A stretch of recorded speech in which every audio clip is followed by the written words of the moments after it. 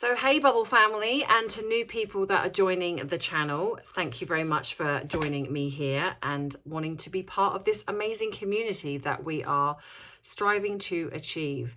If you'd like to know more about this channel and what it is that I am doing here, then please click on the intro video that I will either put up here, which I've been trying to do, put a link up here, but it doesn't seem to be working. I don't know if any of you guys have been seeing it. It's like a little thing that goes across that says click on this link.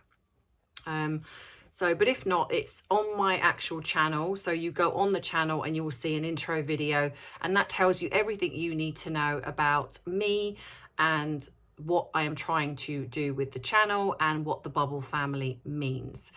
And as for the rest of you who know by now, which you should, and if you don't, why not?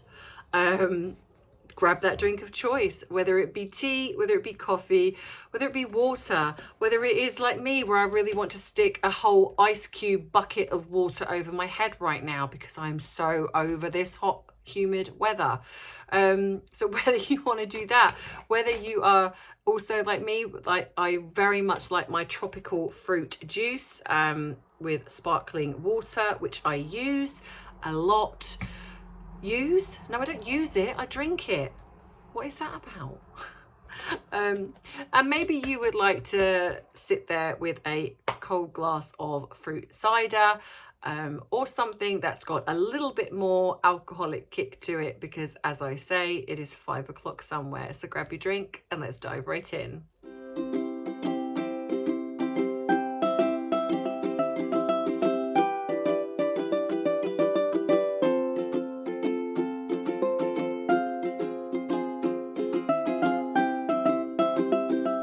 So, chapter 15, exposed. In Meghan's life, Meghan,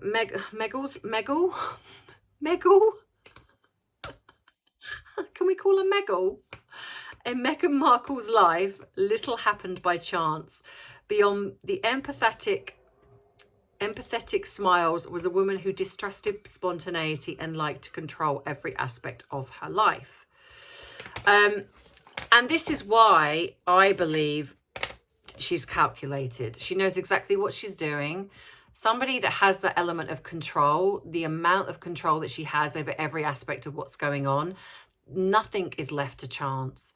So everything that she kind of does is maneuvered. It's like a chess game almost. You know, she knows exactly what she's doing.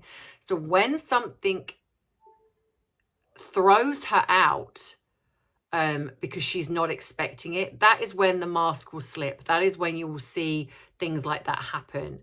But yeah, so that's why I don't believe when she's not expecting something. She knows exactly what she's doing. She decided that her past story needed adjustment. On the 9th of October 2016, a PR agency in Los Angeles changed her Wikipedia entry.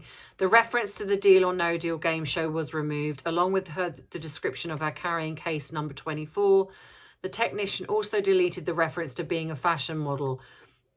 A section headed humanitarian work was inserted.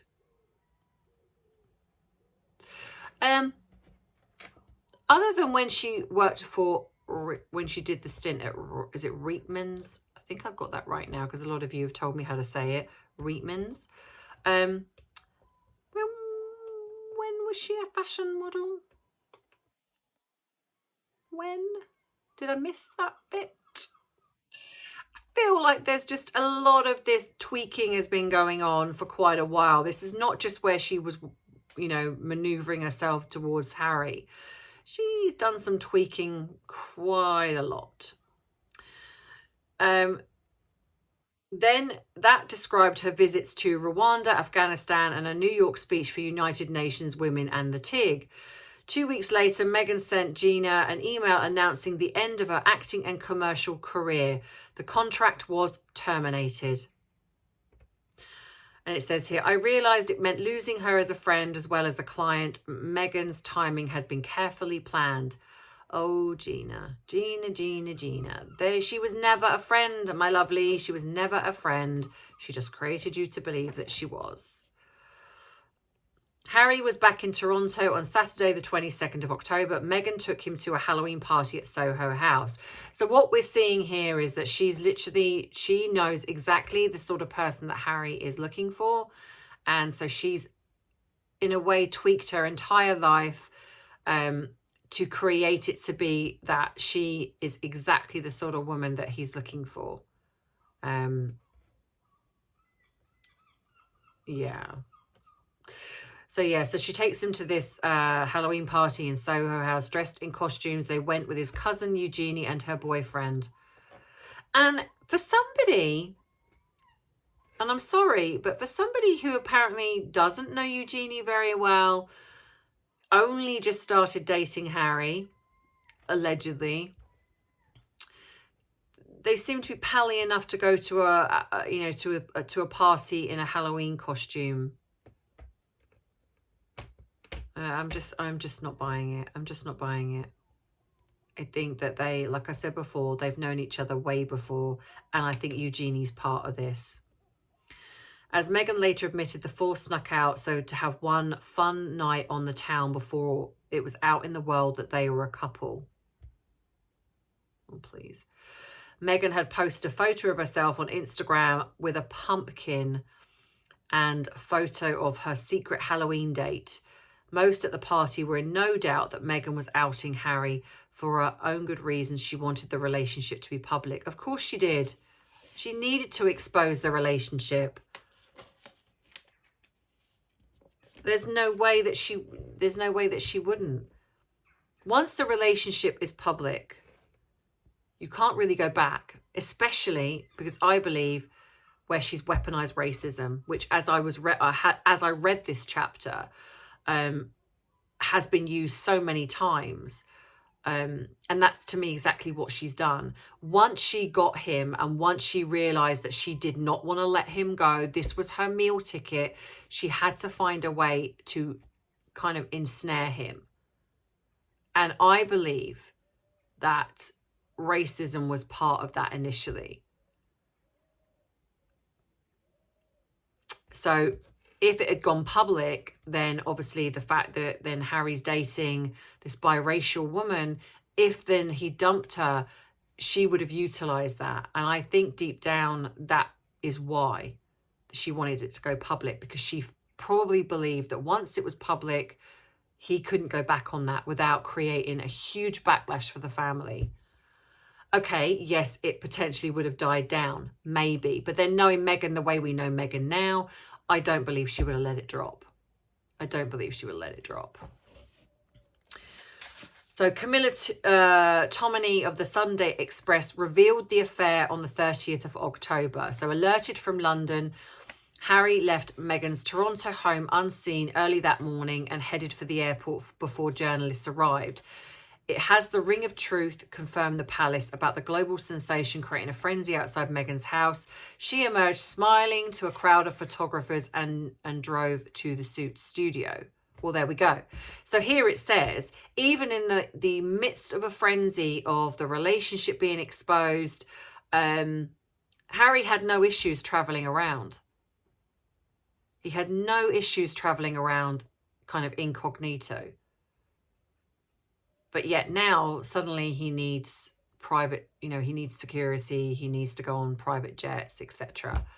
But what's interesting to me is back then when this all come out, the media, obviously there was a frenzy around the relationship. Of course there was, which is something she would have absolutely loved. That was the thing she craved more than anything. To her, that was sealing her celebrity, like status, was the paparazzi frenzy. She would have seen that with Diana. She would have seen that with Catherine. And that's exactly what she wanted. But what's funny is how it has gone full circle now. And she's gone back to organising Backgrid, tipping off the press again. Because nobody's interested in them anymore. So she's gone from having almost in a way in her own mind this celebrity status. But actually it's gone full circle and now she doesn't have it at all.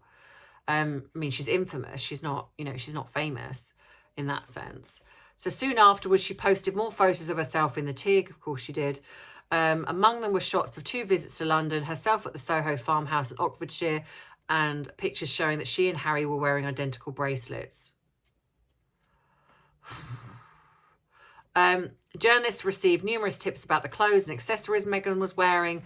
100,000 new followers signed up to her account. Princess Meghan Markle asked one, which banana is Harry? Meghan was clearly not concerned about her privacy at that particular moment. So again, when she was up and coming, she was doing everything she possibly could to not be private. Everything. She wasn't concerned about her privacy. She didn't care about Harry. She just needed it all out there in the open. The British media was ecstatic. He's been happier than he's been for many years, reported the Times. The tabloids went into overdrive. In unison, America's media whooped that the royal family were lucky. Meghan proclaimed an American newspaper was the feminist princess of our dreams. Buckingham Palace's website agreed. Meghan was proud to be a woman and a feminist. Inevitably, the media instantly launched a hunt to discover the truth about the little-known actress. The first reports were positive. Meghan saying Reitman's really boosted sales. So initially in the beginning, this whole thing where they said that Meghan, you know, the media was terrible. They turned, you know, they were horrible about her. In the beginning, they weren't. They weren't. They were actually really enthusiastic. They embraced everything. But again, Meghan controlled all of that because this is what she wanted. She wanted this to come out. She needed this to come out. She needed to be a celebrity. Just one day later, then the media's tone changed. Journalists called at her father's shabby Hollywood apartment. Standing at the open door, a pregnant woman explained that he was traveling in Mexico. There's no way of contacting him, she said. I never know when he's going to come back.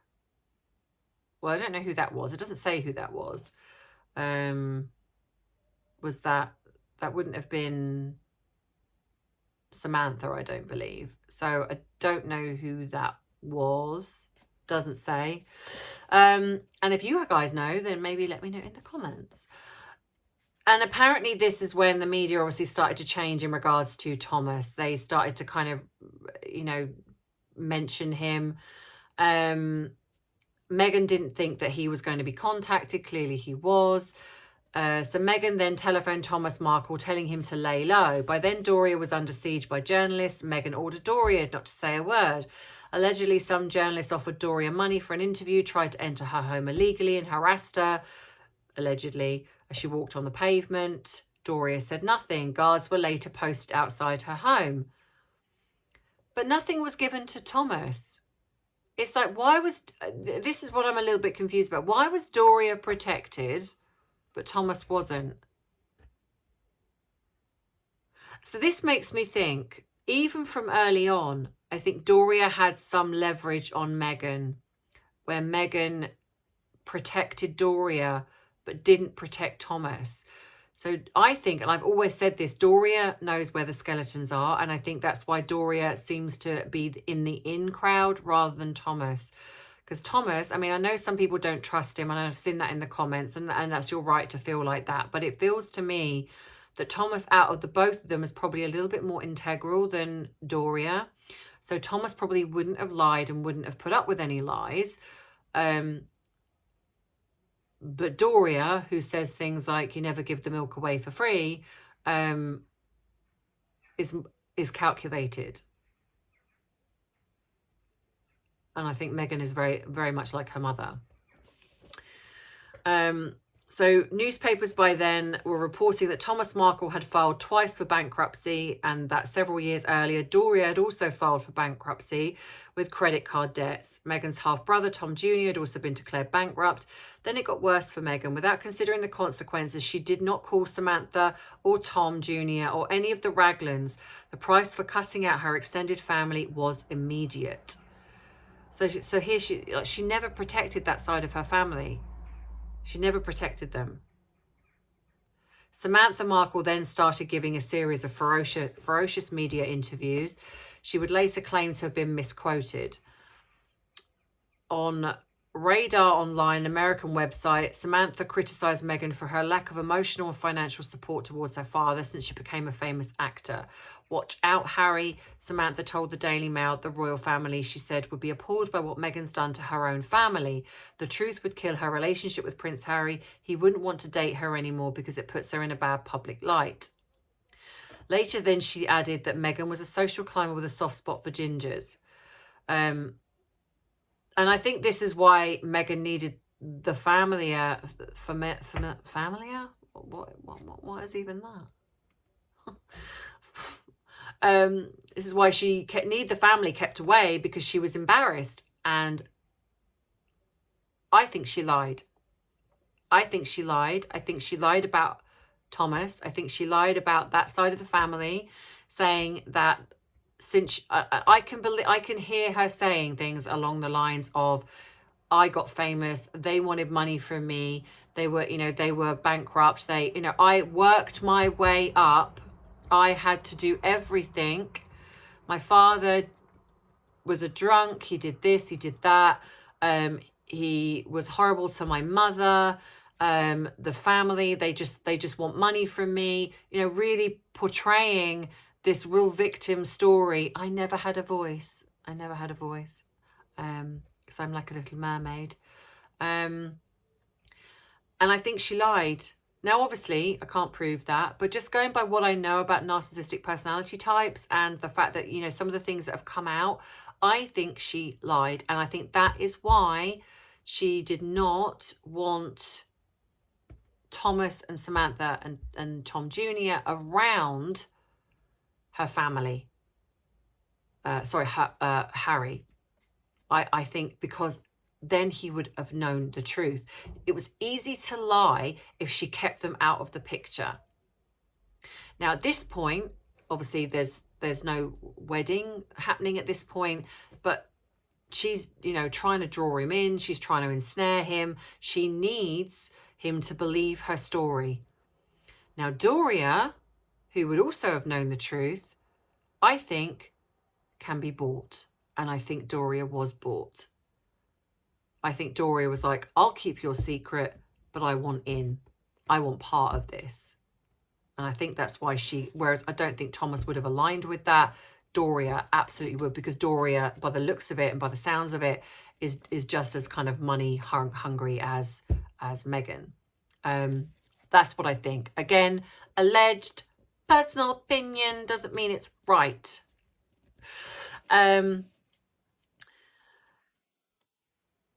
Now, at first, Tom Jr. contradicted Samantha. Meghan didn't turn her back on everybody in the family, he said. She worked very hard to get where she's at, but then his attitude altered and he joined the attack. So what I think happened there, and I'm going to be really honest, is potentially that Thomas Jr. probably thought that he was going to be part of this. I think he had quite a good relationship with Meghan, and I think he probably believed that Meghan would bring him into the fold and be part of what was going on. It was like, at the end of the day, it's like my sister is marrying a prince of the United Kingdom. It's very possible that I'm going to come to the wedding. It's like I'm going to be involved in all of this. This is amazing. Samantha has already come out on the attack because she's seeing what she's done to her father, and quite rightly so. Whereas Thomas is kind of like, no, it's not really that bad. And, but then I think he realised quite quickly that actually Meghan doesn't want anything to do with that side of the family, and he's out. He's not in the in, he's in the out. And that's when I think he changed his tune. It's like, well, you know what, actually, if you're going to do that, then, well, I'm not going to protect you. So this is then when apparently Meghan then telephoned her father, and she said that he ordered that he order his two children to stop speaking. And then Thomas said, I can't stop them. They're my children too. Well, quite rightly, what, were you silent? Were you silenced? Because this is exactly what she's trying to do. I'm allowed to speak. I'm allowed to trash Harry's family and trash my own family. I'm allowed to do all of that, but nobody else is allowed to do that. You're not allowed to speak out. You're not allowed your voice, but everybody else is. Unless it's positive about me, you can speak whatever you like. But as soon as you start speaking negatively about me, no, we have to silence you. The digital headlines were lurid. Among the least offensive was a description of Meghan as a gold digger. But there's an element of truth to that, though. So, Another critic carped that her latest Reitman's promotion portrays had been photoshopped to give her a smaller waist, bigger breasts, and had removed a mole on her lip. I don't agree with that. Because that's like, to me, regardless of how I feel about Meghan's behaviour and how she's treated people. Like I said, I will never get involved in this kind of body shaming. There are so many actors and actresses out there that tweak their appearance to make their waist look smaller, breasts look bigger, hips look smaller, wider, bottoms bigger, smaller, whatever. They all do it. I don't think she's any different from that. Among the more embarrassing clips on Pornhub was a scene from Suits of her wearing a bra and kissing another actor. A suspicious video of her topless on a yacht, and fabricated topless photo. Now, I don't know why that's relevant, unless, again, where we've talked about the little Easter eggs, the little kind of between the lines things. Was this a reference to these rumors of her yachting? I don't know. I don't know. Now, I haven't seen this video because a lot of things have been scrubbed from the internet. Now, this then goes to the rumors then if she was around that scene, and bearing in mind that there are obviously the rumors of her going to the Trump parties and things like that, then this is where I think then there's a potential connection to Andrew. I don't know, allegedly. Now, when it comes to the suit scene, I'm not sure why I say that, why he wrote the more embarrassing clip. I mean, maybe that's embarrassing for her because she's now connected to Prince Harry. However, she's an actress. There are so many actresses out there that have done a scene where they are naked having sexual relations with another actor. That's silly. I don't get that, to be honest. At the end of the day, she's not doing anything different to what a lot of actresses have done. And I'm sure there are plenty of actresses that have had a sex scene put on Pornhub. I'm pretty sure they have. Can I just clarify? Not that I know, because I don't go on it. just so you know. But I'm pretty sure there are. This, and then apparently a fabricated topless photo. I'm not sure if that is the one where she's sitting with some of her friends, and are they all topless or something? I don't know. But again, so what? Topless, so what? Who cares? I'm not, like I say, don't agree with a lot of things that Meghan's done, most things that Meghan's done, but things like this where it's creating her to be, oh, she's on Pornhub, or she's, done a topless on a yacht, or fabricated topless photo. Oh, so what? She's topless. It's like, it's a woman's body. It's nothing to be ashamed of.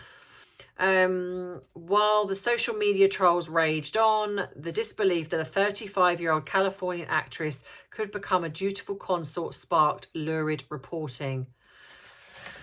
However, I will say there are a lot of things that are said in regards to Meghan having access to the royal family, and a lot of people did say that would she have got through the door if she was white?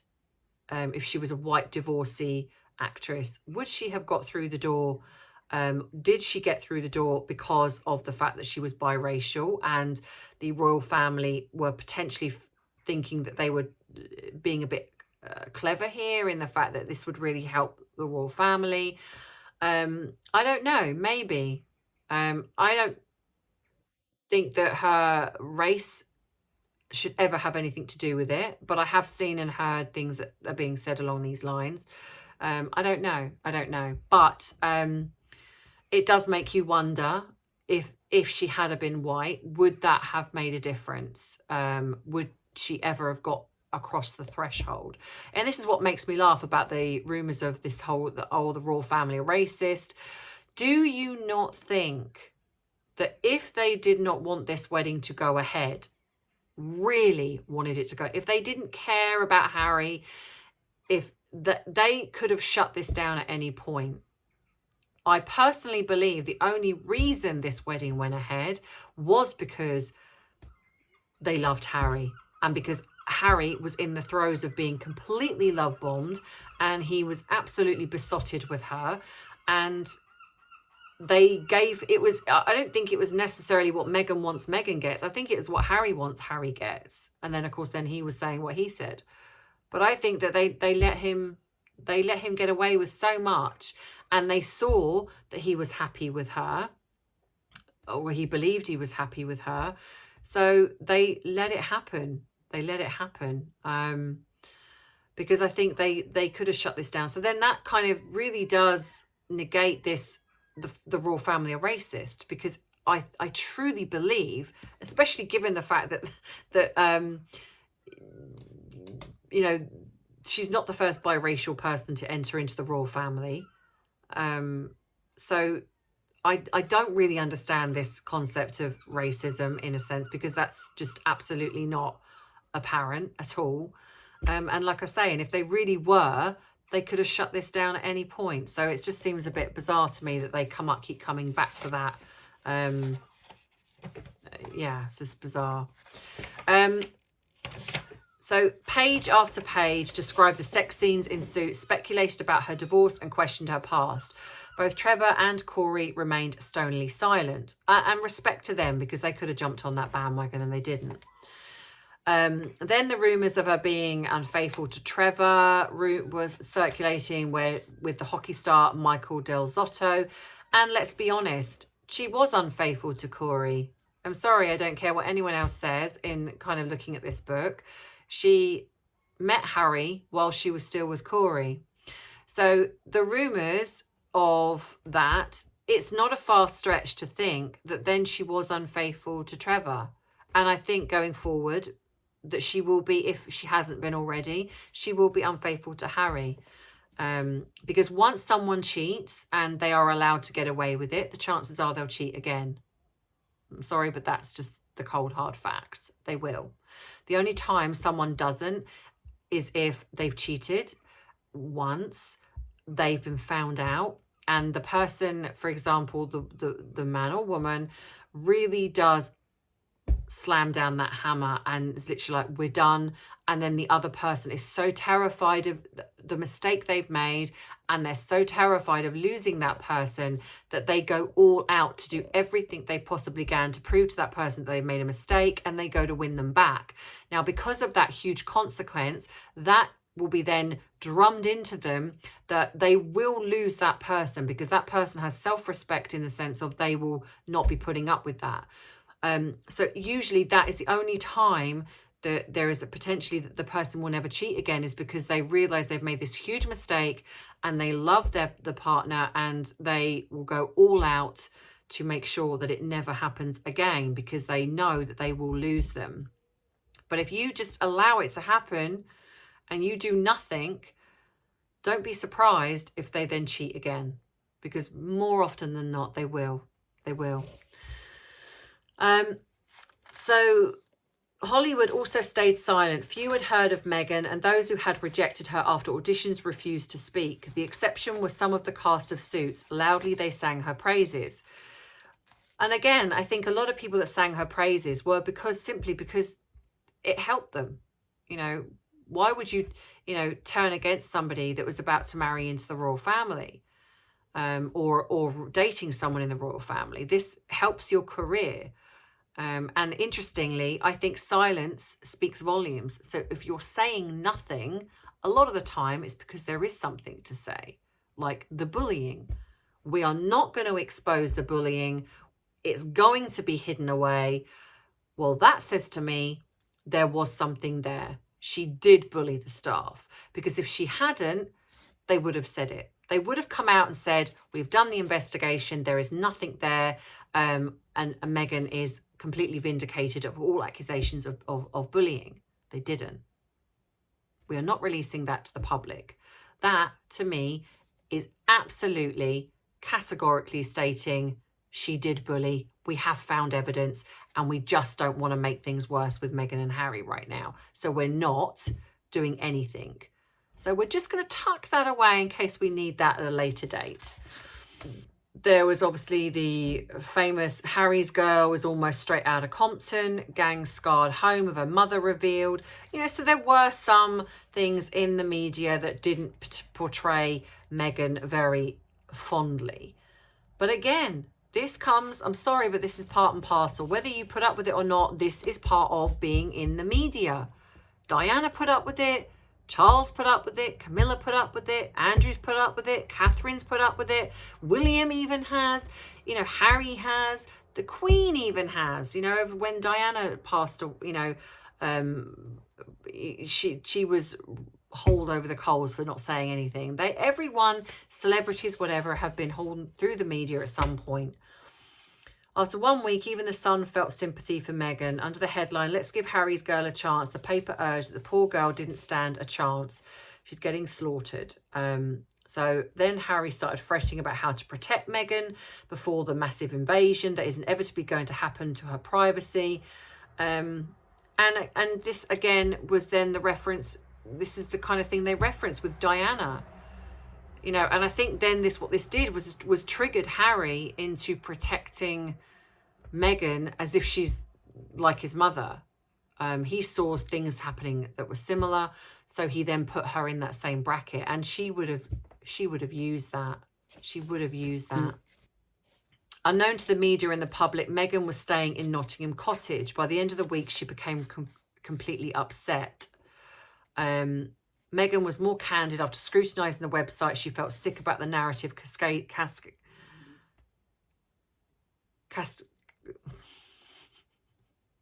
castigating her as a social climber, not cascading, from the ghetto, whose goal was to marry up. Or she didn't like it because it was true. I mean, I'm not saying about the ghetto side of it, you know, because she wasn't. I mean, she had quite a good upbringing, but she was definitely marrying up.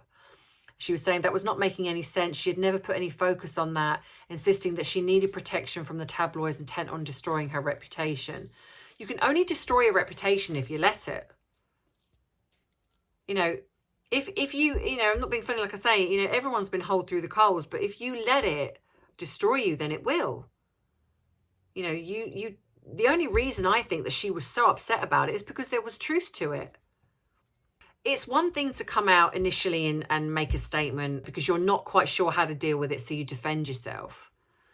Like a lot of people do. You know, if you're attacked in, you know, and like I say, and I've certainly know this from myself, being attacked in social media, the first thing you want to do is kind of go, hang on a minute, that's not true. But what you do then is you realise actually very quickly that actually what's the point? Because the more you feed it, the worse it becomes. So the best thing to do is adopt the way, like in a way like the royal family. Just ignore it. It doesn't matter. It really doesn't. You know, the problem with Meghan is that a lot of what was being said was true and can be backed probably by people that she has treated like crap. If she'd have worked her way up the ladder, treated her family with the utmost respect, everywhere she worked, she was a darling. She was kind and sweet and lovely. It would not matter what the media said because everyone would be like, that's not true. The problem with Meghan is that it was true. And so she didn't want it kind of affecting Hollywood. At the minute, she wasn't anywhere near Hollywood. They didn't know who she was. Now she's got this chance of getting into Hollywood. She didn't want that being damaged. So what she needed to do was control the media because what was being said was absolutely true. If it's not true, you don't care about it. Like, for example, and I can only use myself here, fake therapist. Now, the only time I cared about that was when it was starting to affect my clients. Other than that, don't care. Don't care. If you want to go out and say that I'm a fake therapist, crack on. Crack on. Because I know I'm not. And then when I have my clients, I can say to them, here's my certificate. Here is the proof that I am not a fake therapist. That is all that matters. Here on the channel, if people don't believe I'm a therapist, they don't have to watch the channel. They don't have to. There are plenty of people that I'm sure that don't. If you don't like what I do, don't watch it. It's not going to stop me doing anything. Whatever they say on Twitter or whatever, doesn't matter because it's not true. If you give them the power, they will take it. And this is why I believe Meghan was so upset, is because there was truth to what was being said. And that's why. 2 out of thousands of comments had racist overtones. 2 out of thousands. So there was no real racism here, but it's like with everything, you're always going to get, you know, this the odd one or two that want to say something negative. So there wasn't anything. But Meghan's complaints to Harry about the media were no different than those of his previous girlfriends, except that her complaints were about widespread racism. And there you have it. There you have it. Or she immediately tried to weaponize racism. She used racism as a part of getting Harry to protect her when it comes to the media. There wasn't really anything. They didn't like her behavior. They didn't like certain things, but that was it. You know, there was nothing really that was any different to, like I say, what Catherine put up with, Diana put up with. I mean, well, to be fair, actually, no, they were far worse. But his previous girlfriends had to put up with it. But because she used a racist overtone, it was different. And of course, then Omid Scobie talks about, who frequently described himself as Anglo-Iranian, would later write, Meghan didn't want to be defined by race. Well, if you don't want to be defined by race, stop bringing race into it. Simple as that. If you want to be treated as an equal, as a human being, that is who you are, then stop bringing race into it. It really frustrates me when I see this, even on the media. Rather than, this person has been arrested for doing this, it's this black person has been arrested for doing this to a person. It's like, what's that got to do with anything? You know, this person is guilty for murdering a black person, or this white person has been guilty of doing this again. Why does that matter? You know, the only way it might matter is if, say, you're searching for somebody and you need to kind of pick them out, and maybe you need to kind of talk about the color of their skin, whether like but that's, to me, that's no different from saying he's got brown eyes, blonde hair. You know, it's, you know, sometimes you might need to say something to describe somebody, fair enough, like he's got tattoos, scars, whatever, or she, or who, you know, whatever it is, you might need to describe somebody, fair enough. But when you keep, you know, you cannot fight racism with racism. You know, it's just pointless. And so if you don't want to be seen as race being seen as a thing, well, stop using race then as part of the thing. It's quite simple, really.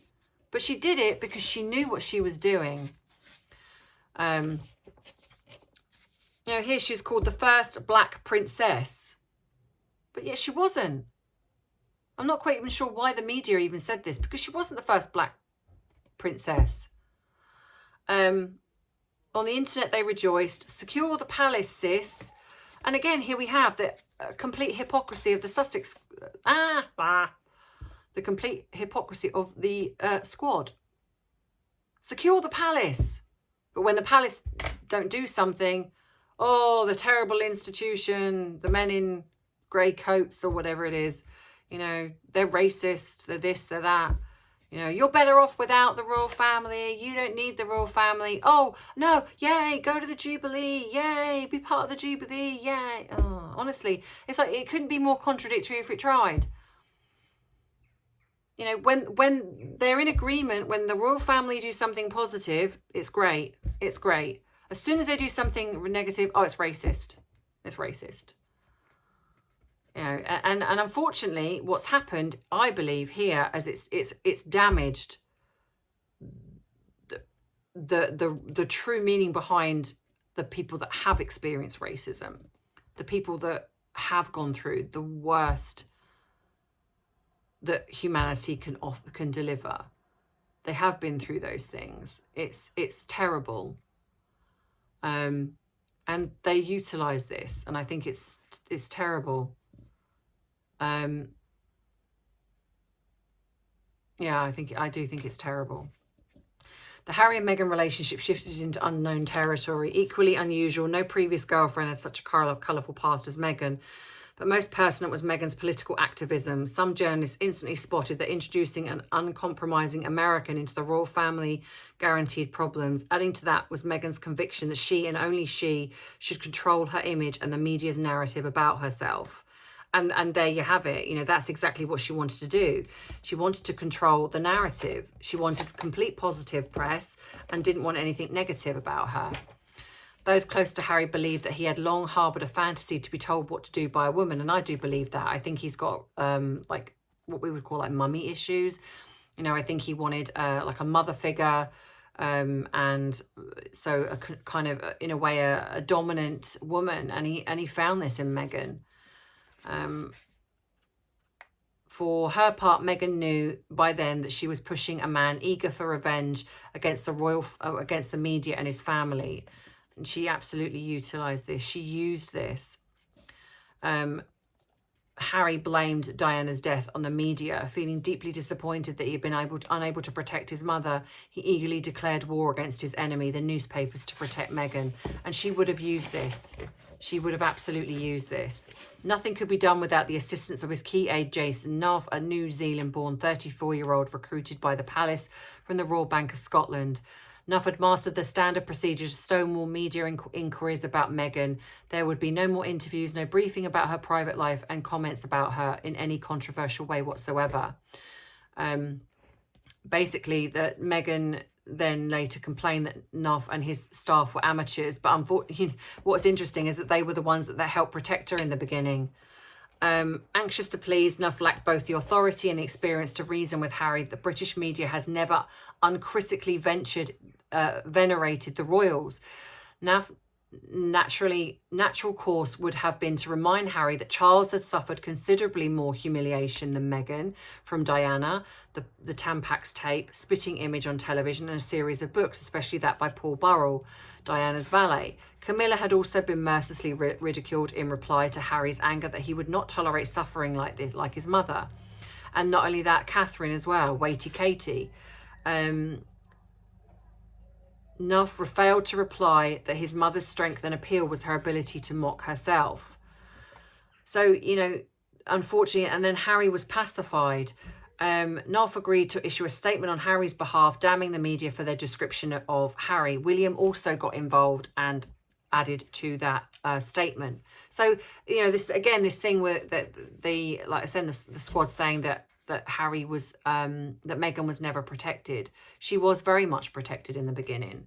They really did try and curtail a lot of what was going on in the media. William spoke out. The palace were behind, trying to stop all of this. But meanwhile, while all this is going on, poor old Thomas across the pond is getting, you know, harassed. His family are getting harassed, and there's no protection there.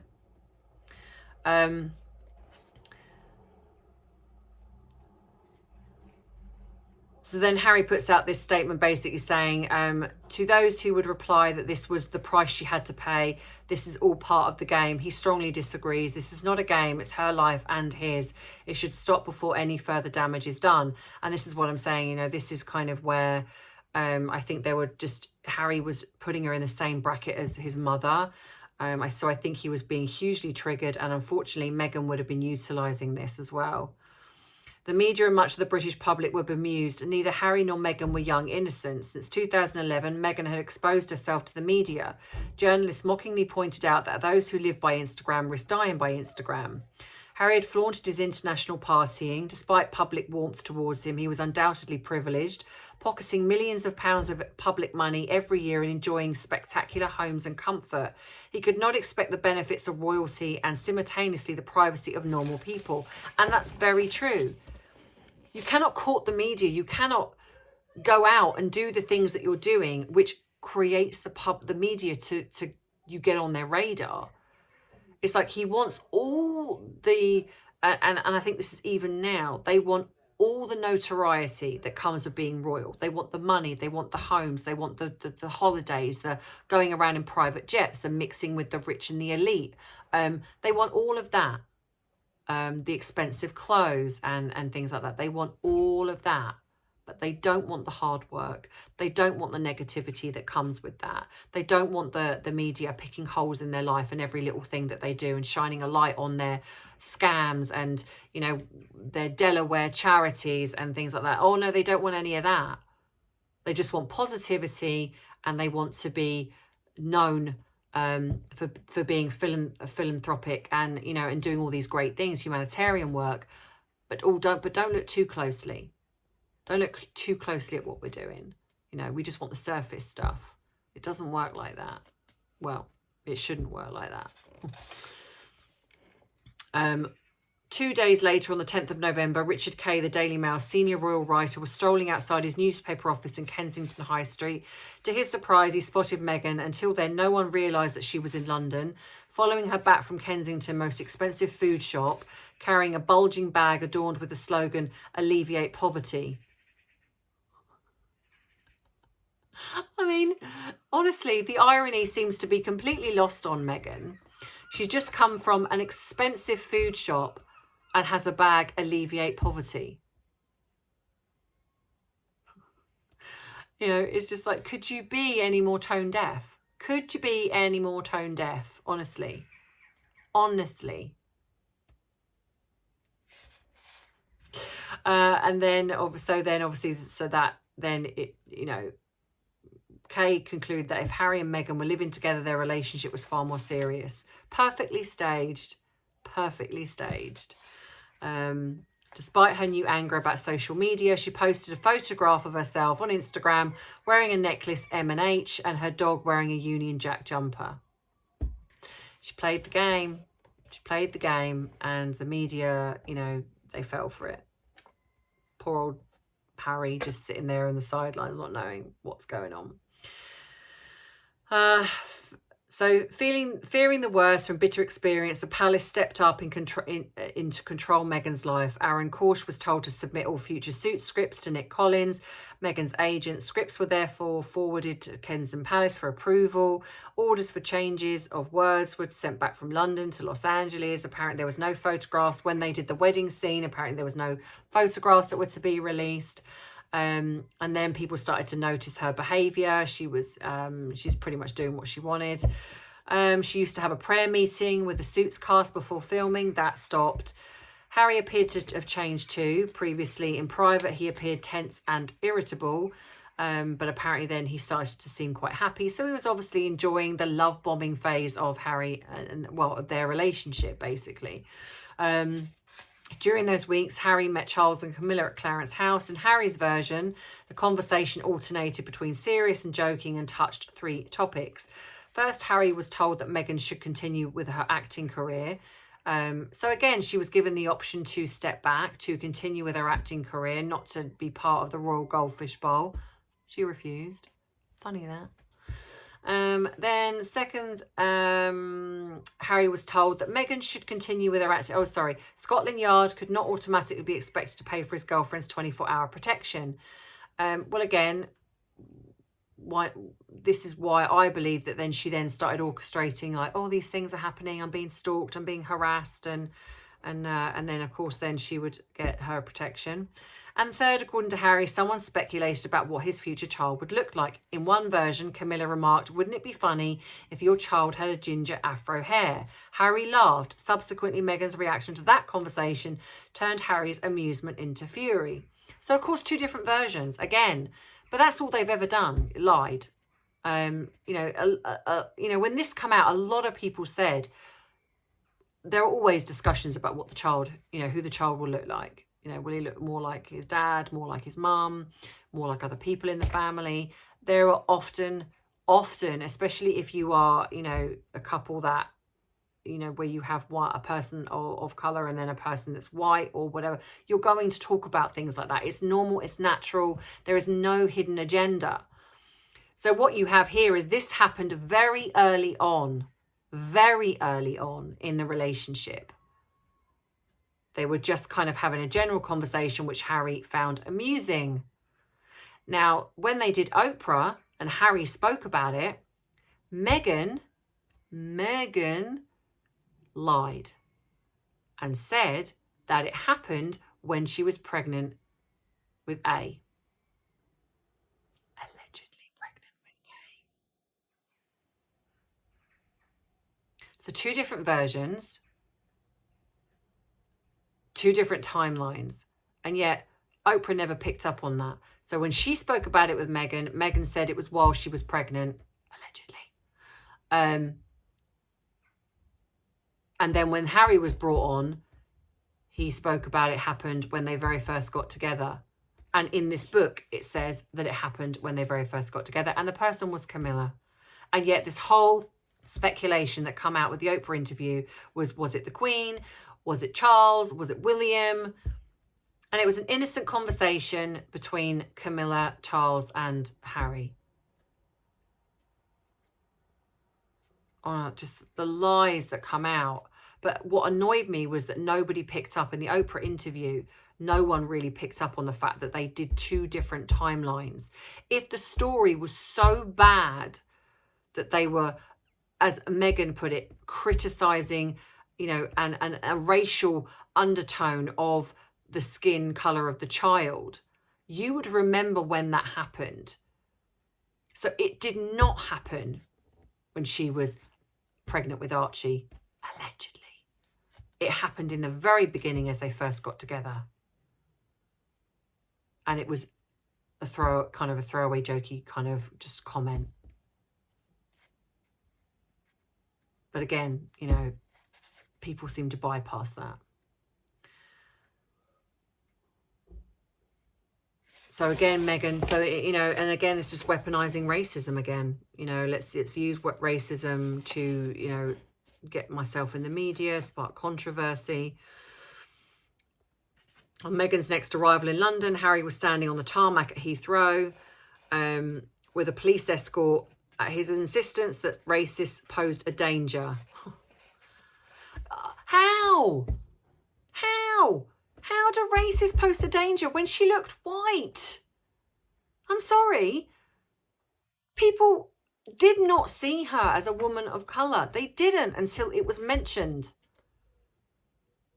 She looks white, you know, or at the very least, she looks possibly Mediterranean. You know, she had very well tanned even. I'm sorry, and that's just my opinion. And actually, no, I know it's a lot of opinion. People did not see her as a woman of colour. I have watched Suits, and I did not think she was, until her father was introduced into the series. I was like, oh, wait, hang on a minute. Just didn't see it. Did not see it. So I'm sorry, how would there be racism? If you're looking at somebody and you don't see a person of colour, apart from unless someone's going to have a go at her for being a person that's not of colour. I don't, no. She lied. Like I say, she used it and got what she wanted. And then, of course, then it comes out about the fact that, you know, then she started marketing people from, you know, Gina, her agent was thrown to the curb. Millie McIntosh, who she befriended, thrown to the curb. Lizzie Cundy, thrown to the curb. You know, just everyone was. Piers Morgan, bless him. To his surprise, Piers Morgan was also ignored. I think, well, to be fair, I think Piers Morgan also has a bit of an ego. Don't get me wrong. I agree with some things I don't. But the fact that, he, you know, it makes me laugh, the fact that he was surprised. It's like, again, she didn't need him. She got what she wanted. She didn't need him. So, of course she was going to throw him to the curb. You know, I think his ego just couldn't deal with that. You know, so soon after Harry and Meghan's relationship was exposed, Harry invited Meghan to join his weekend shoot at Sandringham. With the Queen's permission, he had invited 16 friends to arrive for dinner on Friday night shoot. Harry was looking forward to endless banter, jokes and lots of drinking. He had not anticipated Meghan's reaction. Their jokes involving sexism, feminism and transgender people ricocheted around the living room and dining room. Without hesitation, Meghan challenged every guest whose conversation contravened her values. See, now, like I say, I don't like Meghan. I really don't. I don't like her behaviour. But I have mixed feelings with this because I firstly think, let's be honest, when you are meeting people for the first time, it must be very daunting to go in and meet not only long-term friends, but also their wives. It must be very daunting to do that. And then if the conversation doesn't align with who you are, that also must be very difficult to, you know, and I can only speak for myself. I put myself in a situation. It would be very hard to hold, you know, how you feel. However, I would also think that out of respect for my partner, I would be respectful to them, even if I didn't agree with what they were saying. I wouldn't necessarily speak out about it, because I would be like, I'm just kind of getting a lay of the land, getting to understand, getting to see what was going on. So I would be very mindful of the fact that these people do not align with how I feel, but I would be aware of the fact that they were important to my partner. So the fact that she was, the first time she meets them, she's critiquing them. So you have one aspect where I think, okay, was she standing up for herself and basically saying, well, I don't agree with what you're saying? And in which case, okay, fair enough. And she's allowed to do that. Just as much as they're allowed to speak about whatever they choose, I guess so is she. But it's the fact that I guess as someone, and maybe that's the difference between British and American, I don't know. Maybe my American subs can tell me whether that is true or not. But as someone who's British, I would be very mindful of the fact that these are the first time I'm meeting these people. So I guess I would want to really just kind of not be disrespectful or rude. I would probably say something in a way of like, that I don't necessarily agree with some of that stuff, but I could take things as a joke. Now, if they're talking about transgender, I think I would have a slight issue with that, because I don't know, depending on what it was. As when it comes to feminine, I would just give back as good as I got. If you're going to talk about something, then I'm going to talk about something, so I would kind of just have a bit of a laugh and just take it as a bit tongue-in-cheek. I wouldn't necessarily go straight in for the jugular and start critiquing everybody at the first time of meeting them. So I think that's, yeah, it's kind of, some of it I can sort of agree with and some of it no. And I think this is again where then Harry was really hoping that Catherine would be friends with Meghan. And again, it was becoming more apparent how very different they both were. And I think Harry, I do believe, was looking for another Catherine. I think he saw how happy his brother was and he was wanting that. But sadly, that isn't who he got. So I think as time went on, Meghan was starting to obviously get kind of quite big-headed. Harry was obviously thinking that he was dating this one version of Meghan, but underneath that, I think that things were starting to kind of happen in regards to Meghan changing. So then you have the fact that then this is still when Doria and Thomas are on the scene, and they were invited for, I think they were a Thanksgiving where Harry was away in St. Lucia and Meghan was in Los Angeles for Thanksgiving. To celebrate the holiday, she invited her father and mother for dinner. Instead of meeting at Doria's home, Harry had arranged with Arthur Landon, an old school friend and son of a former British Army officer, to have it all set up at his huge place. So Thomas arrived with 2 pecan pies while Meghan and Doria cooked the turkey. Neither Thomas nor Doria had ever entered a house of luxury. So I think already the cogs would have been whirring for Doria. Bearing in mind that I think she is of a similar caliber, her and Meghan are very similar in that way. So I think already the cogs were whirring, because here it says, ever since the divorce, Thomas and Doria had met regularly. Occasionally on his return trips to Los Angeles, Thomas and Doria got back together overnight in Doria's house, where she cooked a meal and washed his clothes. So they still spent time together. Regardless, they were still kind of obviously quite close. But at this point, she'd met, I think she'd met, or maybe she hadn't met Harry. I'm not sure. But I think definitely things were going on behind the scenes. I think Doria would have been like, I kind of want a piece of this. So newspapers favourably reported that she and Harry spent 15 minutes buying a Christmas tree in Battersea. This is around Christmas time.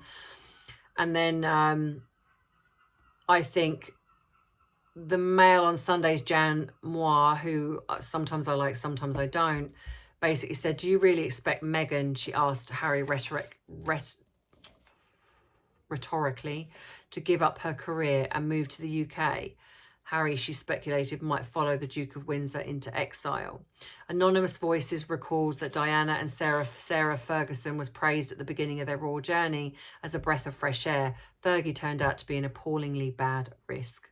And I think here, you know, at this point, they, you know, would learn nothing.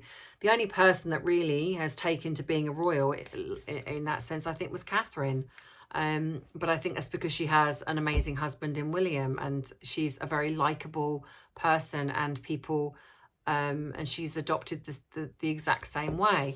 You know, so I think that, you know, we're now starting to set the scene of seeing the manipulation that I believe was starting to go on with the media. Meghan started to kind of realize what she could do, what she could get away with. Harry was letting her get away with those things, and in turn the royal family were letting Harry get away with things. And I think this was really setting the scene for how it was going to develop. But as always, let me know what you think in the comments, guys. I apologize for the fact that this is a very long video. I have done a little bit of a waffle, so if you want to stick around for that, please do. That is going to be coming up in a minute when you get your waffle alert. I will be doing this in, I've broken this down, so I'm probably going to do a part 1, part 2, part 3. So then you can come back to it.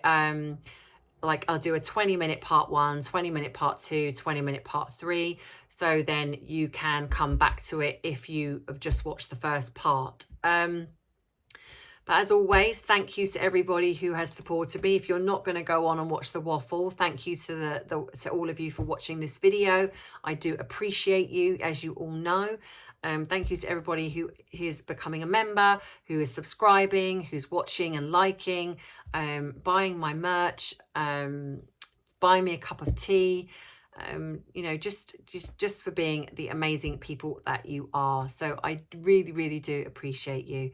So I will either see you in the waffle, or if not, I will see you in tomorrow's video. So take care, Bubble family, and as always, I love you, I appreciate you, but most of all, I respect you. Mwah. Bye, Bubble family.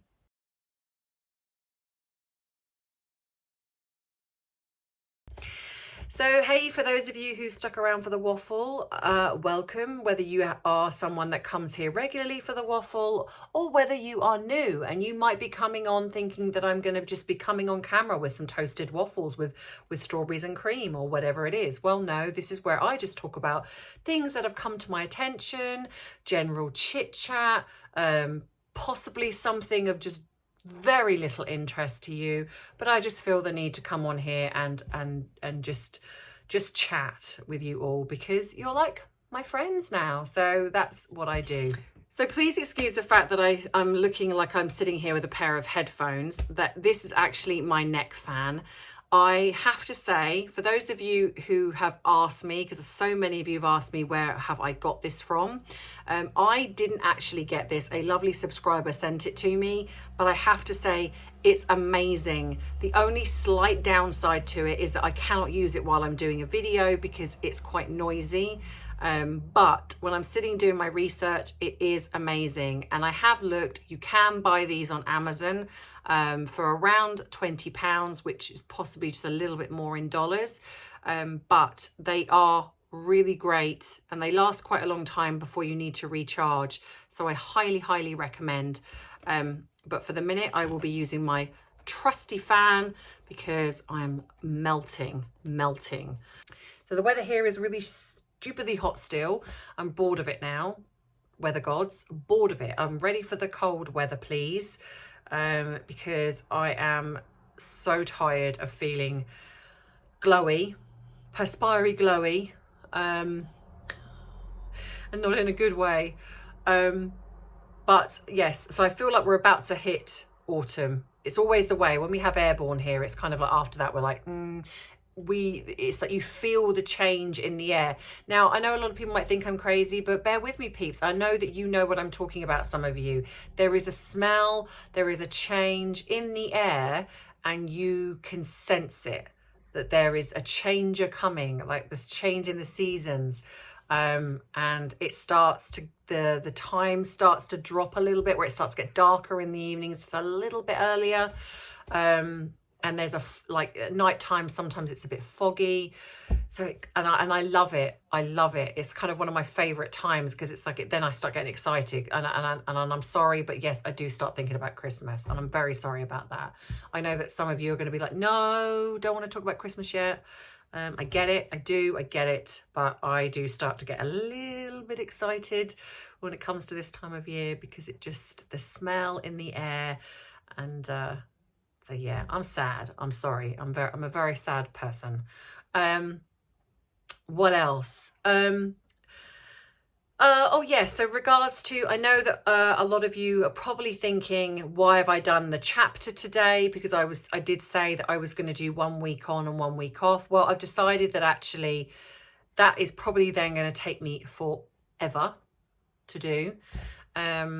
So what I'm going to do is I'm just going to do chapters when I feel like it. If something else comes up, then I'm going to talk about that in a video too. So I will do like I've done today, and then tomorrow I have a video that I would like to do on body shaming, because something come up in the media over the weekend that I saw in the paper. My dad actually pointed it out to me, and I was reading the article, and I was just shocked that even still today, in this day and age, we are still having this very black and white view on bodies.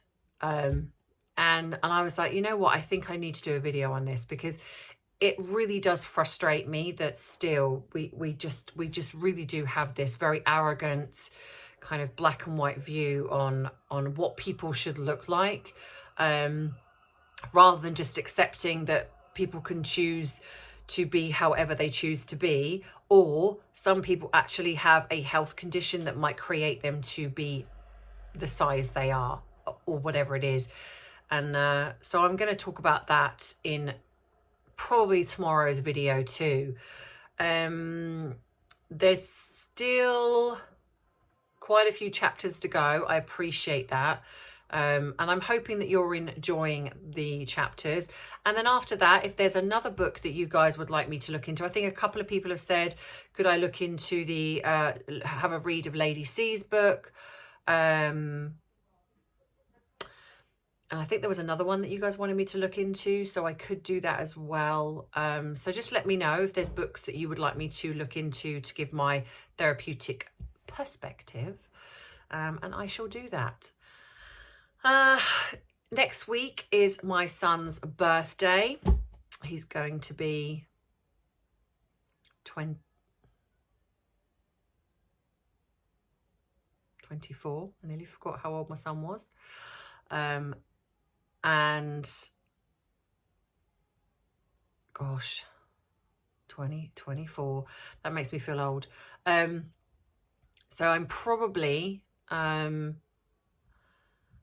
that's next Friday. So it's probably that I might not do a video on the Friday, but I will probably still do the live with Trev in the evening. Depending on where he is in the world, I will find out whether or not he can, he's all right to still do that, because my son being that age, he's going to want to go clubbing, and obviously so I will do my thing with him during the day, and then he will go off out with his mates in the evening, because that's what they do at that age. What else has piqued my interest? Nothing really.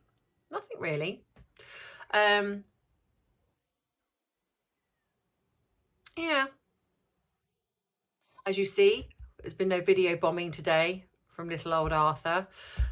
He's out with the dog walker at the moment, so no video bombing from him. So I hope you have all enjoyed the videos, and I'm really excited by the fact that my subscriber count is going up, so more and more people are joining this channel.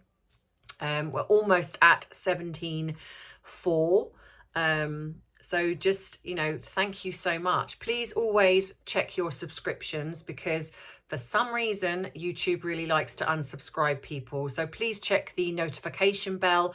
Make sure you have clicked all. So when you go into that notification bell, you click on it. I think it gives you all personalized and then none. So if you click all, then hopefully every time I do an upload, you will get a notification just to say that I've uploaded. I know some of you have had you've been clicked out of that, so just go in, and if you're not getting notifications, then unsubscribe and resubscribe and do it again, because I don't know why YouTube does this. I really don't. If I did, I'm sure I would absolutely tell you all, but I genuinely do not know. I have heard that apparently if you don't like videos or something along these lines, then YouTube kind of does that.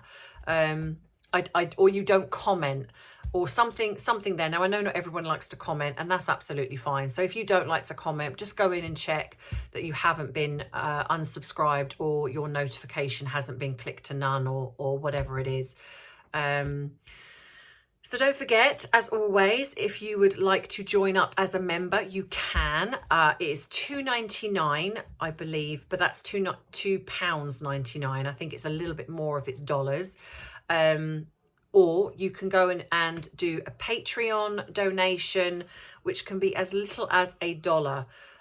You can also go across and support by buying me a cup of coffee or joining the Bubble Tea Club.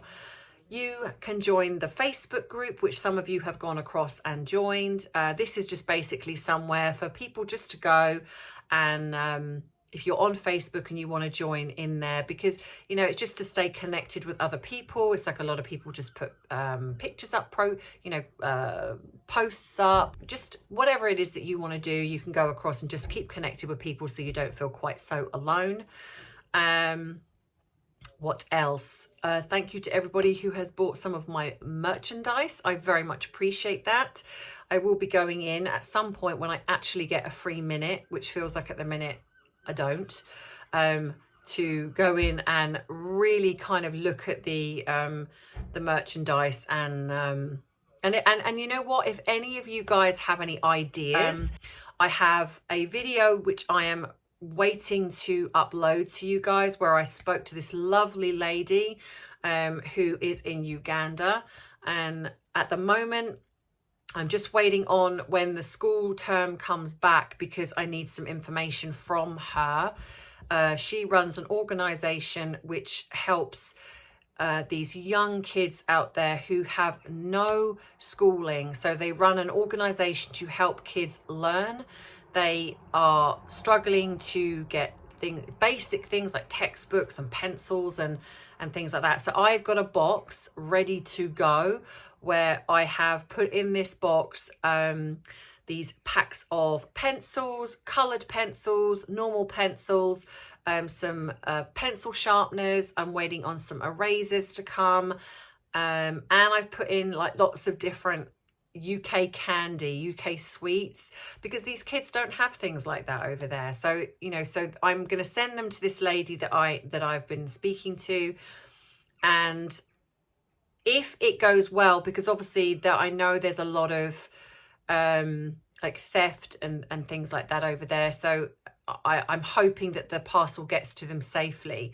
If this one doesn't, then I'll have to see if I can find a different way of doing it. But I'm hoping it does. And if it does, then this is something that I would really like to do regularly. And if any of you guys would like to come on board and help, you know, we'll definitely put things in place. But when I have this lady on and I put her organization, any support that you guys give, a bit like Trev doing the PTSD resolution, anything that you do to help will go straight to the organization. The money will not come to me. It will not be going through my email address or my PayPal or anything. It will go straight to the organization. I will be putting up a lot of information regarding this organization, so you can see for yourself what amazing work they do. So you're not just taking my word for it. You know, you can go on and see that they really are trying to, you know, like some of these, you know, places, they have like 100 kids to one classroom with one teacher. They're really trying to get these kids off the streets and help them. Now, before people jump on that and say, hang on a minute, you know, there are people over here that need that support and help. I do agree with you. I do agree with you. And I'm willing to help whatever organization I can. This was just a lady that reached out to me, and I was speaking to somebody that I've been working with, and they recommended. So it's not that I'm bypassing anybody else. I think we shouldn't segregate and think any one person is more worthy of help than somebody else.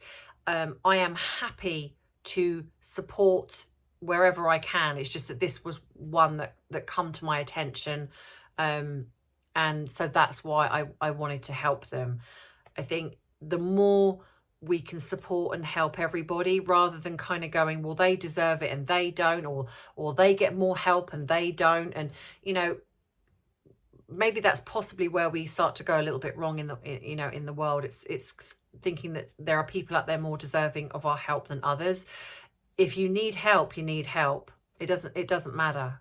And so for me, you know, I want to make sure that we highlight those things, and we are, you know, these kids are in need. They are living in the most dire circumstances. A lot of these kids come from you know, just the poorest of homes. They have no food. They're going to school hungry, and even something like an apple is something that sometimes that's all they get to eat. And when you live in a country that's so and I appreciate that we have our own struggles, but you know, for me, when I'm kind of, if I'm one person that I think I can at least do something, then that matters. But like I say, I'm not saying that nobody else is deserving of that help. I will always do as much as I can to help somebody else that is in a worse off situation than myself. And if I can use this platform, as small as what it is, to do that, then I would like to do that. So I hope that you guys will come on board with that, and you don't have to help out monetary wise.